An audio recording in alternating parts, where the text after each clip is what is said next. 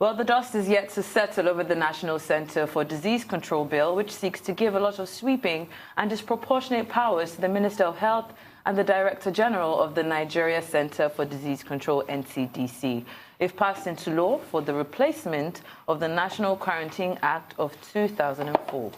Despite the mounting opposition against the passage of the bill, the Speaker of the House of Representatives, Femi Gbajabiamila, has insisted on sending the document to public hearing anytime soon. Well, some critics have alleged monetary inducements to the tune of $10 million from foreign interests is responsible for the speedy passage of the bill into law to enable a general vaccination of the country, with a population of about 200 million citizens. This allegation has since been denied by the House of Representatives. However, the Christian Association of Nigeria has added their voice to those calling for the discontinuation of the bill in a press statement signed by the CAN Secretary, Joseph Bade Daramola. The Christian Association calls for a discontinued discussion on the bill forthwith in the overall interest of Nigerian citizens and insisted on a public hearing for the bill. Right, joining us now from our Abuja studio on the NCDC bill is Reverend Dr. Israel Akanji, Christian Association of Nigeria Chairman, North Central, and the Senior Pastor, First Baptist Church, Abuja. Pleasure having you, sir. Thank you so much for being here. What is CAN's read as regards this? And I want, empiricals as regards CAN saying, let's hold off on this. Yes, thank you very much. The Christian Association of Nigeria is very concerned about what happens to the citizens of this country. The association is also not saying that to have a proposed bill on infectious diseases is a wrong thing to do. Of course, the purpose which the House of Representatives has told us is that it is to prohibit and control infectious diseases. Definitely, everybody wants infectious diseases to be prohibited and to be controlled. But when you look at the approach to handling this, then we have serious problem with the approach. There are about 5 areas of concern that we have. The first area of concern is that this bill has to do with human life, and it is being rushed. It appears to be something that is being handled in haste, and Christian Association of Nigeria is querying the haste with which this bill is coming. It's like all things are not put on deck to be able to put a bill such as this together. Secondly, the Christian Association of Nigeria notices that the Minister of Health and the Director General of NCDC, they have been given undue powers. The latitude of their powers could be abused by any person.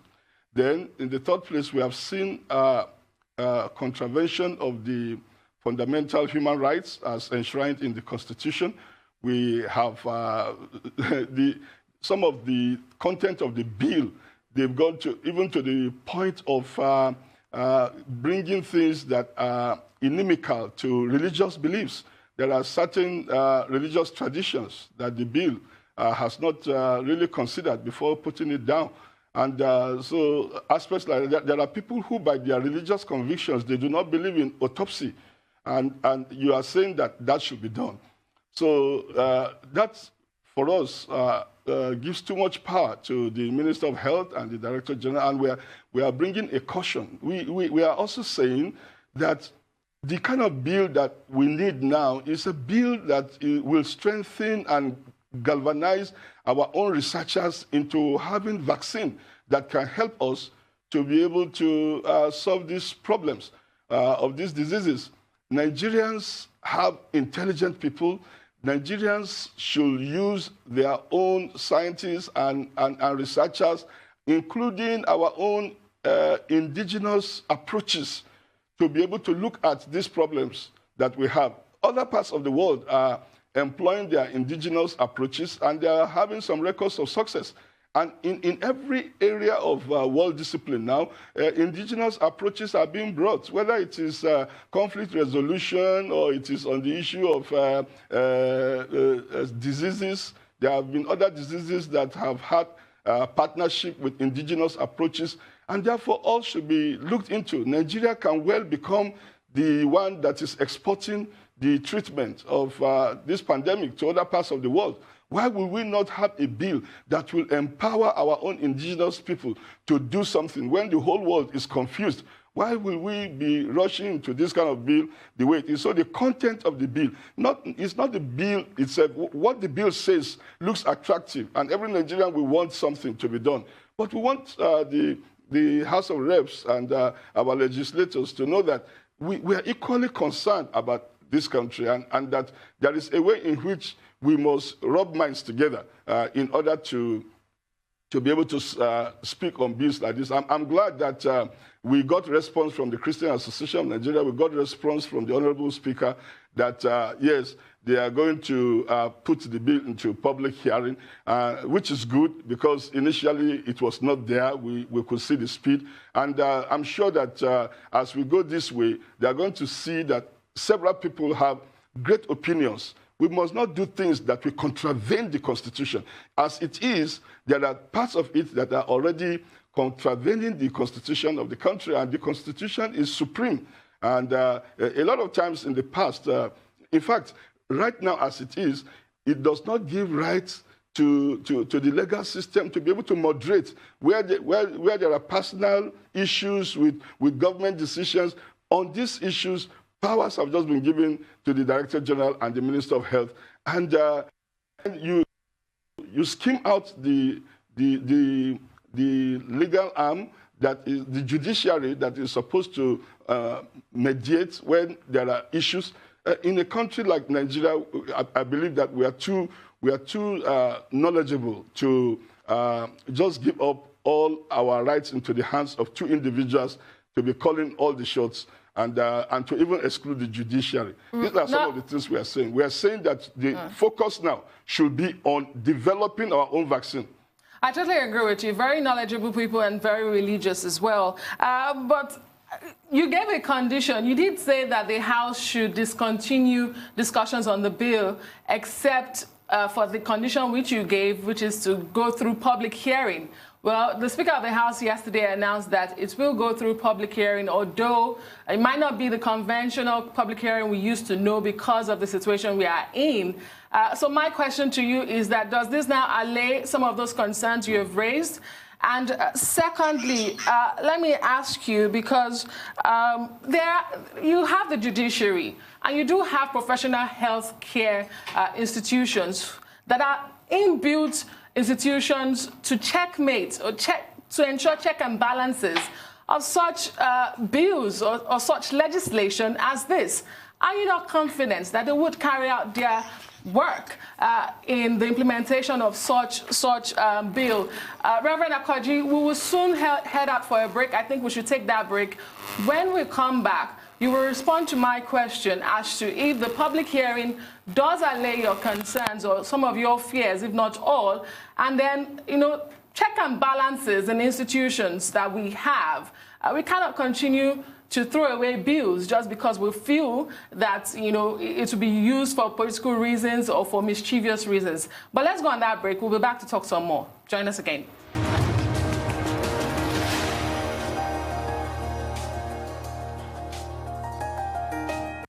Welcome back to the Morning Show here on the Rise News. We're still discussing the controversial NCDC bill, the infectious bill, but popularly known as the NCDC bill.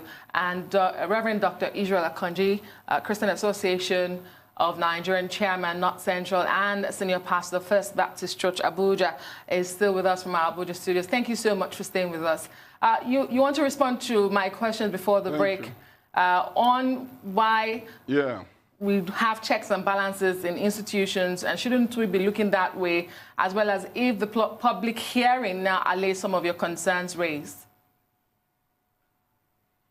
Yeah, thank you very much. The Christian Association of Nigeria wants to actually appreciate the Speaker of the House of Representatives for giving us a listening ear, at least by responding that public hearing will be taking place. We are grateful for that. That means that the Honorable Speaker and the members, they have the understanding that it is a collaborative effort, that the movement of our nation forward has to be between our leaders and the people, and that the people should have a voice, and that they are representing us, and when we speak, they should give us listening ear. And so I want to really thank the Honorable Speaker and thank the House for accepting to do this. However, I want to say that the public hearing, they have told us that it will not be normal. That itself is a little nebulous. It needs to be actually clarified. What do we mean by it will not be in the normal way because of what is happening? What I want to say there is that we thank them that there will be public hearing, but the public hearing should be transparent and open and inclusive enough for people to accept that the public hearing is not just a mere mention as to make the intention of certain people who want this bill passed at all costs to just be ratified.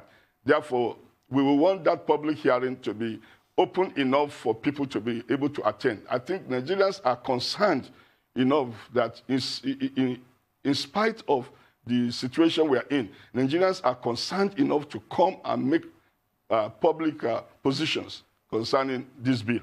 So we thank them for the public hearing, but let it be transparent and inclusive. The second one, you just spoke about checks and balances, and which is the very reason why we are saying this. Part of the biggest checks upon the nation is the Constitution. There is a Constitution in this nation, and the Constitution is supreme. If we have acts and we have policies that are incongruous with the Constitution of the country, then those policies are being checked by the Constitution. In fact, these checks and balances you are talking about are the very things that we are mentioning. For instance, how can you say that you give the Minister of Health and the Director General all this latitude of powers to be able to call the shots everywhere, and these are things that are infringing on fundamental human rights, and then the judiciary, which is supposed to do the checks, because the presence of the judiciary helps us with these checks and balances we are talking about. Now, if the judiciary is excluded and these people are immune to do whatever they do, remember that the person of whoever a minister is also determines what happens to the country. One minister will not always be there. One director general will not always be there. You will have somebody who will come and act contrarily. And if you just pass into law that kind of permission for one man to be able to do all this, we believe that you are removing the checks and balances. The judiciary must not be removed from things that we're doing.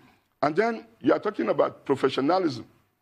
So if some professionals come now and say that by our profession, this and this and this is what we must do. Another profession comes, this and this and this is what we must do. Every profession is giving you rules, and then you are putting all into law. Does that now help the nation? Are we not going to have chaos? You may have your profession, but whatever your profession is saying has to admit what another profession is saying, particularly our human rights, our religious freedom, right to life, and all this. Your profession cannot bring out rules that will negate the lives of people. That's why you see roads have been built. Roads have been carved around cities, because sometimes if you want to go straight, you must destroy people's houses. Professionally, it is best for you to destroy those houses, but it will not bring social cohesion. And therefore, you have to meander the road. There are things like that. And even in health, it doesn't really mean that once something is a health policy, then you throw everything away. We are Africans. For instance, part of what the bill is saying is that if you live in a communal place, the director general or somebody can tell you, no, you can no longer live. They can close down the house. You cannot. Now, we remember that we are in the African society. Remember that we believe in the extended family system. Okay. Remember that that is why we are different from the Western world. And our extended family system, our social cohesion in our family groups and clans, they are still of great benefit to us. If I can come in here. And they make us different from people of the world. So when you Dr. just come and say, okay, if you can hear me. And you have not provided houses. You have not provided enough houses for people. Dr. point taking. If you can hear me, Sheja would like to come in. If I can come in here. Now, let us steep further into these checks and balances. Earlier, you had spoken about, yes, which is one of the most compelling topics or conversations people are having regarding this bill, which is the compulsory vaccination.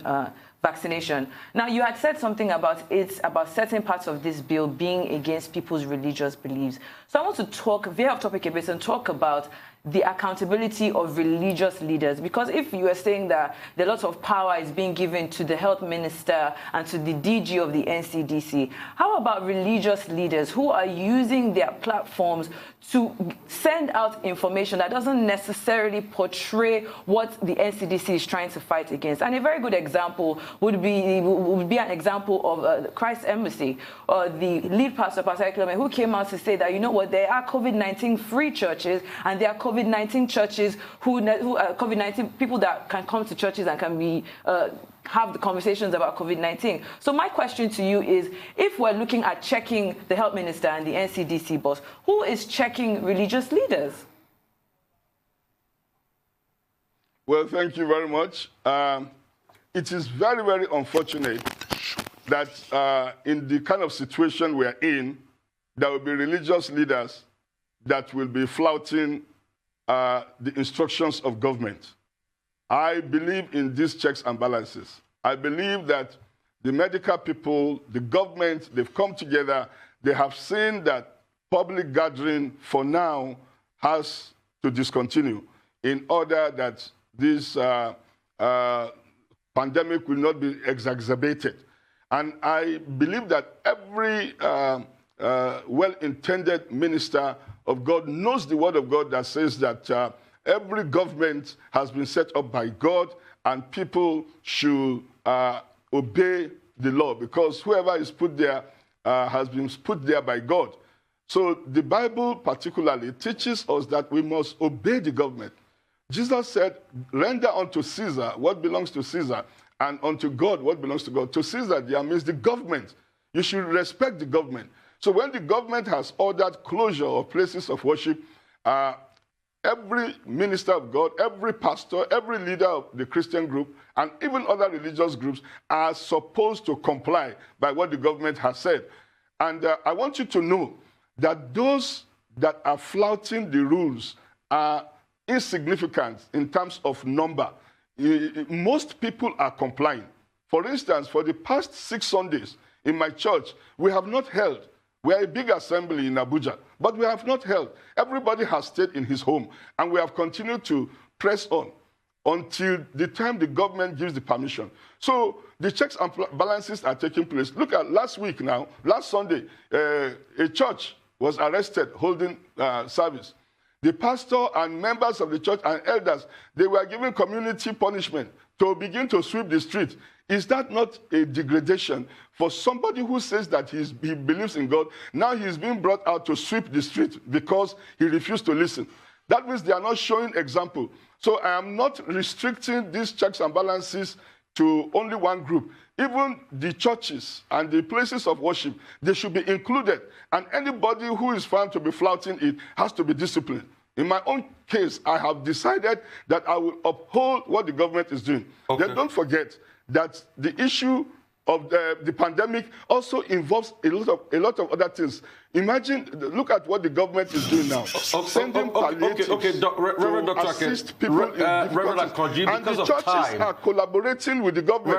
The government has helped, and we are working with them. So there are a lot of synergies. It's not everything that is... Reverend Akanji, because of time, I would like to come in real quickly. Yes, in less than 30 seconds, sir, yes, can you just answer this for me? What would Yes, sir. what would Khan be saying at the public hearing when it starts? What would Khan be saying at the public hearing, sir? Basically, what Khan will be saying at the public hearing is that the concentration of the energy of the House of Representatives should be on how Nigerian researchers and doctors and medical people will be able to get our own vaccine for COVID-19. All right, thank you so much, sir. Very short, very succinct.